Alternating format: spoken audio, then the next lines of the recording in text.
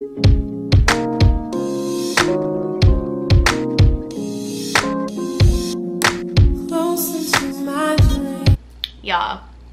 don't chew me up. Don't chew me up. I know I was going for a little minute, like a month maybe. But what had happened was, so first off, I think the first situation was that the camera broke. Well, it didn't like completely break, but the part where I like flip it up and I can see myself like broke off. So I got it fixed, and then I really needed my hair done, and then I just didn't feel like being on camera.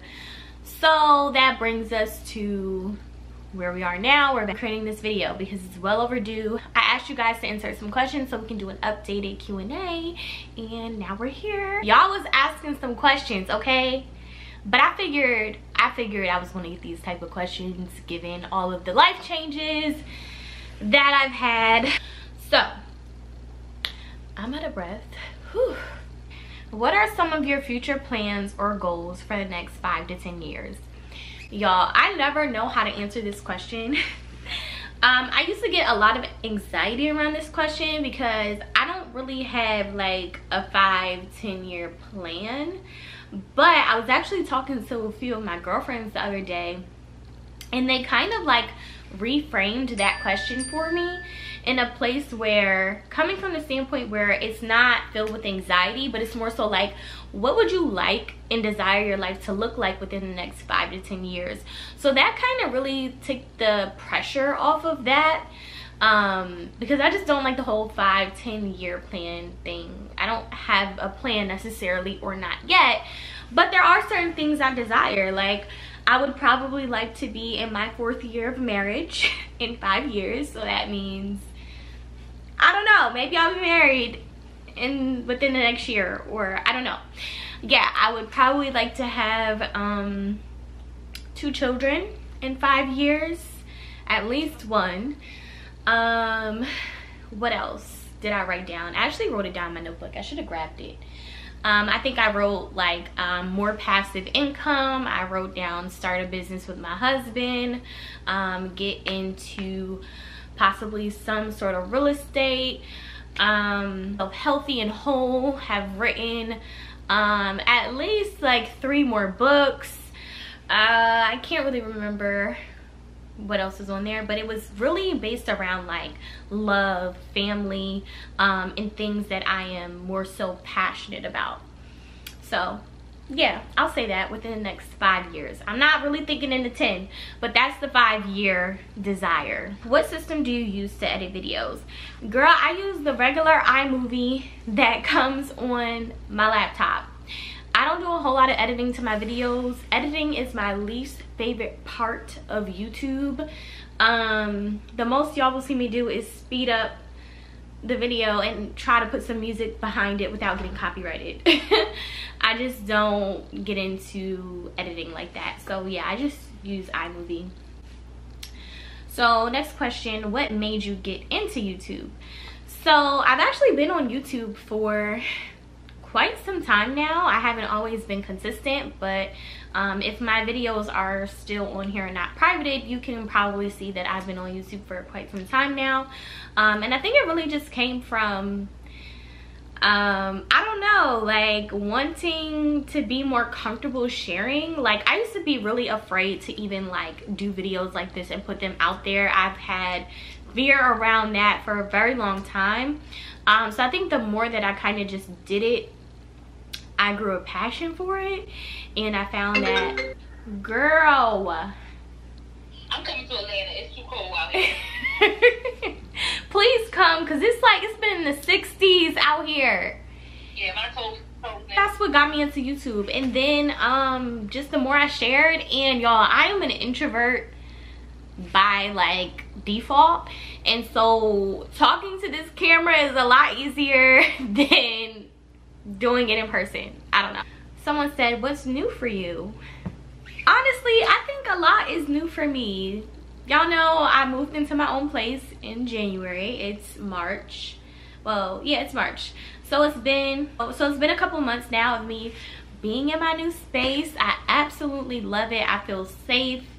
It's just honestly the perfect space for me, and God, I can only give glory to God for that. So that's new. Being here, living on my own, paying bills, paying big bills is new. Oh my gosh, like, ghetto. Send my husband, because no. What else? Yeah, I think just that whole aspect of living on my own is completely new. But honestly, y'all, I love my alone time. I love my own space. Like, I just thrive in my alone time, and I like to do things the way I like to do them. So I've really been enjoying living on my own. Yeah, I really do. I'm not really someone who struggles with, like, I'm not really someone who struggles heavily with being alone, because I like my alone time. I have moments where I'm like, oh man, I wish like my friends was out here, you know, but I have women out here that I've met and things like that, and I'm really upset because my Karen's about to die. Why? We're gonna keep going till it dies. You know, being single is new. Well, not that new. It's been like 6 months now, right? And a good 6 months now since I've been single. And of course, the beginning was very hard, as any breakup and heartbreak is, but now, like, I am happy. I am happy. I've been healing, and I've found that healing is a journey, and I feel like God has healed me from the wrenching heartbreak parts of it. So now I'm just working through being able to trust and feel safe with the next person, because I feel like God is bringing him very fast and that's scary. So yeah, what else is new? Oh, I'm shifting in business. That's new. That's been kind of stressful. But so yeah, I'm just having to like surrender a few things, and that's a bit uncomfortable, but thanks for asking, girl. That's what's new in my world. Are you planning on dating again? Yes, I'm planning on dating again. I think when I first went through my breakup, I was like, yeah, no, like, I'm good. I'm probably about to be single for like 2 years. Like, let me get me together. Let me focus on me and all of that. Great. Like, I needed time to heal. I needed to process. I needed to figure out the type of man that I even want, you know, now, and things that I maybe dealt with in my past relationship that I'm just not dealing with, you know, in my new one. So I had to take, you know, some time to think about that, which I think I did. And even just evaluate myself as a woman in figuring out, okay, like, were there some red flags that I wasn't, you know, paying attention to? Was I operating in my flesh? You know, I had to be really real with myself. And I took time to do that. And I feel like I am now in a place where, yes, I will start dating again. And I think that's the first time I've said that with some peace, because I've been kind of scared. My thing with dating again, and I mean like seriously dating, like, I'm not saying, oh, just like dating in the sense of going out on dates with people, you know, like getting to meet different people. I'm not doing that right now, but like, I don't know, when I think of this question, I think of it more so as like my next relationship, because that's what I desire. My biggest thing is, I was very hurt in my last relationship, so my biggest thing is getting to the place where I feel safe giving someone my heart again, and feeling safe trusting someone. And I know that's all like within me, and things that I just have to like take to God with and come to terms with within myself, that I'm okay to open myself up to somebody again. That's the scary part with dating again for me, because I cannot my heart cannot take that again. Like, y'all, I was so heartbroken. So yeah, but yeah, I do plan on dating again. I deserve that. I can't let one bad relationship stop me from thinking that my husband is coming, and that there is a man who is for me and will match everything that I stand for. So yeah, I don't doubt that part at all. Like, I don't doubt like, oh, there's no good men out here, and like, I don't have that mindset. I know that there is a man for me, and I believe that he is coming very soon. That's the scary part. That is the scary part, that I really feel like he is coming soon. So next question, what does loving yourself look like? Oh man, I guess I'll answer this from a standpoint of, I don't know, just what comes to my mind. I think for me, what loving myself looks like right now is prioritizing myself, and making decisions that, although they may hurt my heart, they're good for my life. And they're good for the me that I can't see. They're good for the future that I can't necessarily see right now. Doing the hard thing that's ultimately the best thing, you know? I think a lot of women sometimes struggle with being alone and walking away. But sometimes that's the best thing that you could have ever done. And I know for me, that's the best thing. Now that I see it, the best thing that I could have done for myself. And I'm not saying that, you know, anybody is a bad person, no shade, we good. But that's what I had to do for myself. And so I think loving myself looks like prioritizing myself. It's getting healthy, going to therapy, figuring out like what's really going on with you and where, you know, there's any gaps. Loving myself also looks like creating a routine that helps me thrive. Like, I've been getting up at 5:30 in the morning and spending time with God. That's loving myself, is also loving God and spending time with him. So and also figuring out like what actually makes me happy.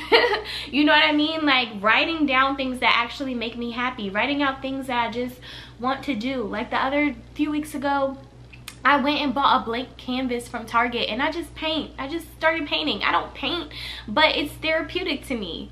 You know what I mean? So like figuring out like, okay, what do I like to do? Like, what makes me happy? Doing what makes you happy and like just honoring the season that you're in is loving yourself to me. So that's my answer right now. How old were you when you came to know Christ and got saved? So I got saved, I think in middle school. Like, you know, when you go up to the altar and you confess, you know, you give your life to Christ, you believe that he died and he rose on the third day, you know, you accept Jesus Christ into your life. That happened, I believe, in middle school. But I didn't get to actually know God and have a relationship with him until college. So yeah, and I was actually I was in a toxic relationship, and I remember one day he was like, no. What did he say? Did he say no? He said something, oh, I wish I could remember what he said, because that was the first time I feel like I heard God's voice. It was like, Kavaya, let it go. It was something that was just like, whoa. So that's when my relationship with him like kind of really started to build. And even like after college, I just started this whole like purpose journey of trying to find purpose and discover like, Lord, what am I here for? So yeah, and it's been a journey ever since. You know, I feel like I still continue to get to know God, you know, more and more as I seek him and as I grow in him. So it's my little come to Jesus story. What is one goal you want to accomplish by the time you are 40? I don't know, y'all. These questions be like, okay, by 40, let me really think about that. By 40, I had a good one. What was it the other day when I tried to record this? I can't remember what it was.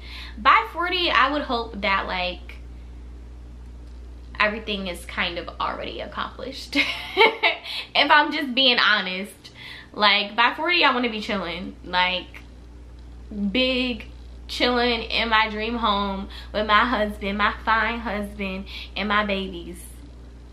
So by 40, I hope that I feel well done.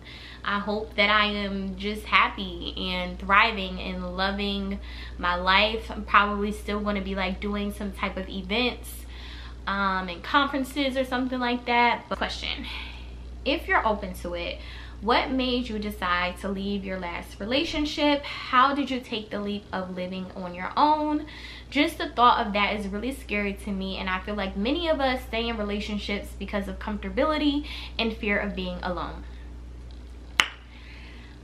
Well, sis.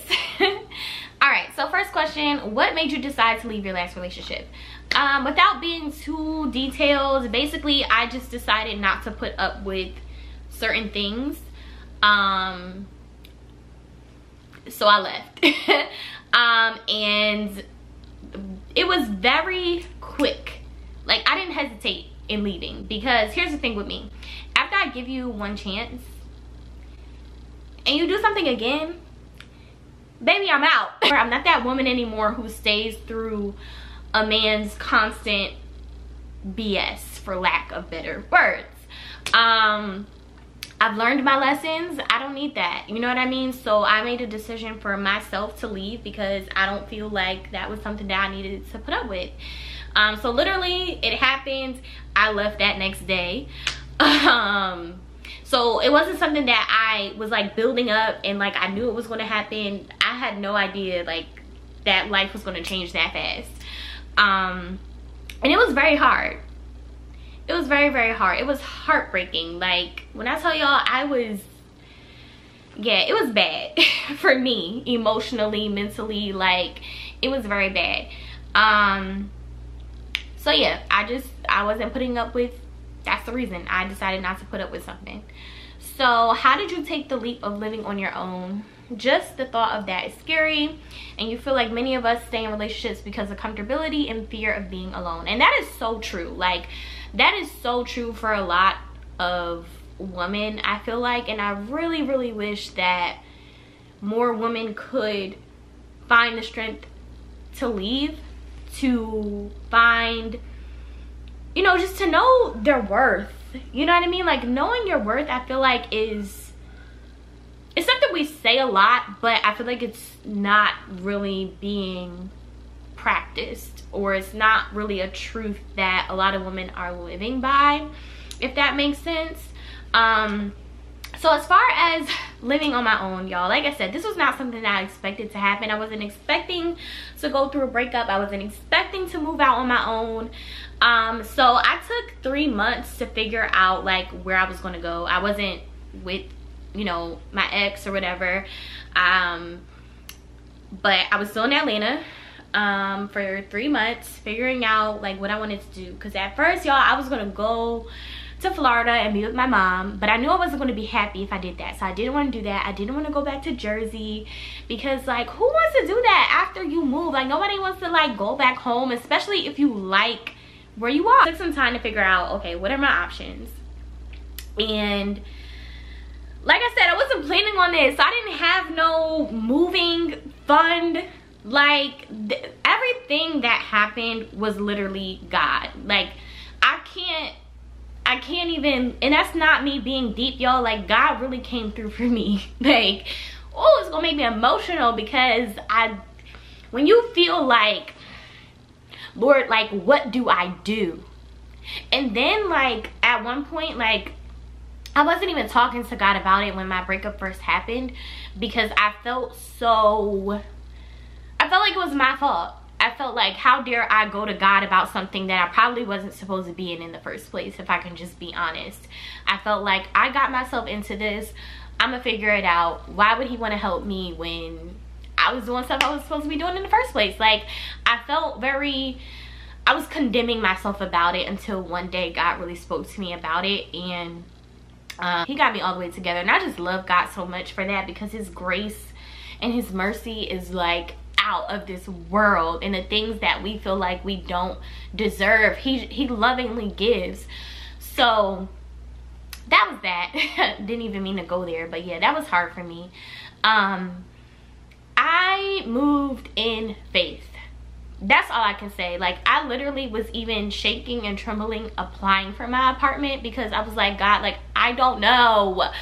I'm scared. I've never been on my own this much or like handled this amount of bills. Like I was afraid. I was so afraid. But I felt like I was supposed to try, and I felt like I was supposed to move in faith. I was like, God, I'm expecting you to come through for me. And when he did, it blew my mind. Like, it blew my mind. I moved here all by myself. My family was not here. I don't have any family here, y'all. Like, I had to do this all on my own, but God provided in so many ways for me. People blessed me so tremendously with my registry. I wasn't even gonna do a registry, and I don't know, people just came through, and it was just such a blessing, and I'm just so thankful. But yeah, it was something I just had to do, and I had to do it for me. And I had to figure out, like, okay, Kavaya, what do you want? And I knew what I wanted was to stay in Atlanta and be in my own place, and I had to believe God for that, and he worked it out. So I did it in faith, girl. That's all I can say. That's all I can say. And I'm just so grateful the way that everything worked out. It was not easy, let me tell y'all. Like, the nights I cried, the way I felt, like, it was not easy, but won't God do it? Won't he restore you?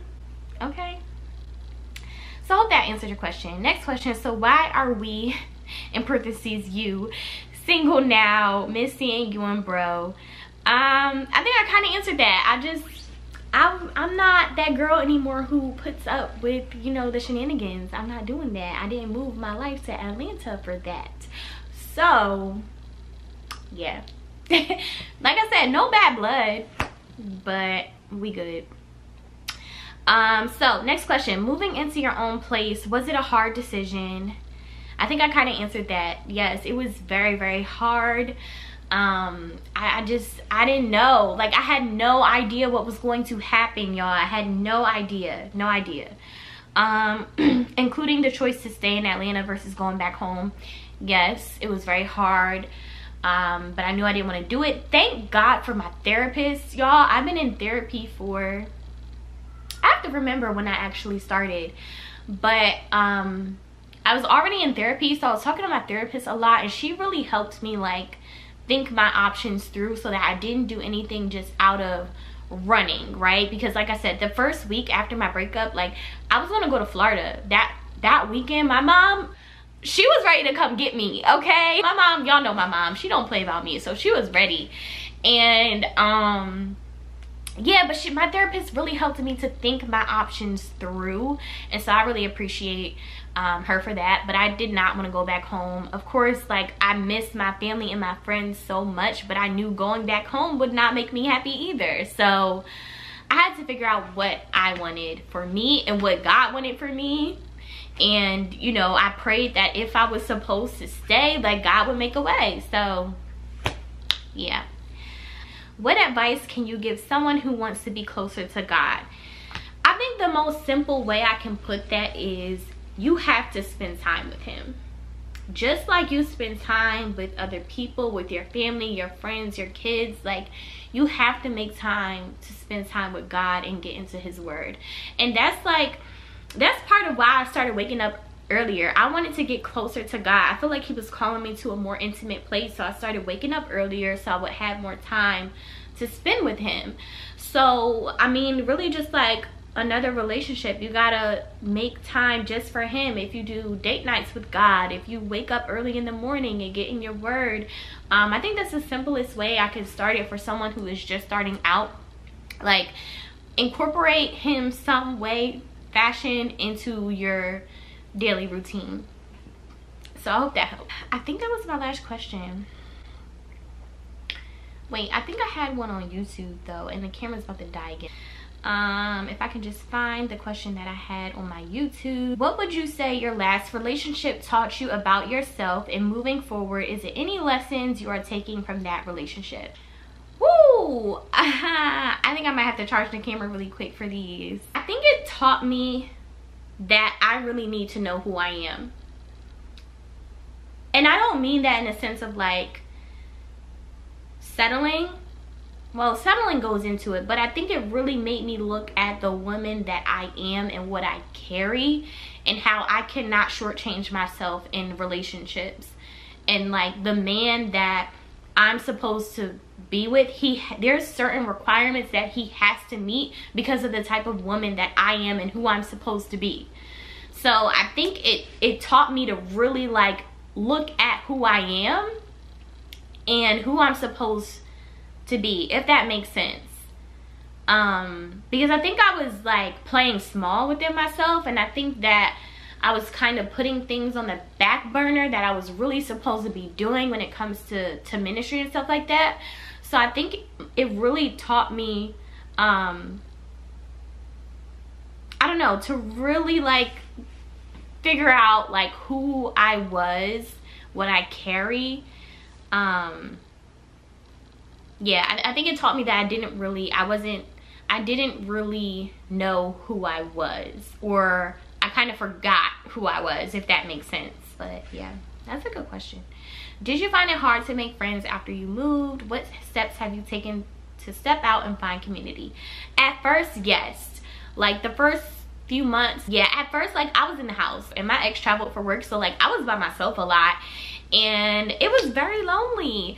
But my sis Brittany, she obviously introduced me to her friends. Brittany always invites me out. And then just like people that I have on Instagram before I moved to Atlanta who found out that I was in Atlanta and like would hit me up. And then I joined a community called The Circle that's here in Atlanta, and I love it. I think I love it because the ladies are all like a little bit older than me, so I get insight to them being wife and moms and business owners. So yeah, we do like brunch and like events on Zoom, and I've met some amazing women through The Circle. So just plugging The Circle if you're here in Atlanta, or there's a virtual option for it as well. My camera died again and I don't really remember what I was saying, and it's about to die, but I wanted to wrap up this vlog. So thank you guys so much for putting in your questions. Thank you for all your love and support thus far. I think the vlogs are going to be back next week. Yeah, if you're new here, make sure you subscribe, and I'll see you guys in my next video. Bye.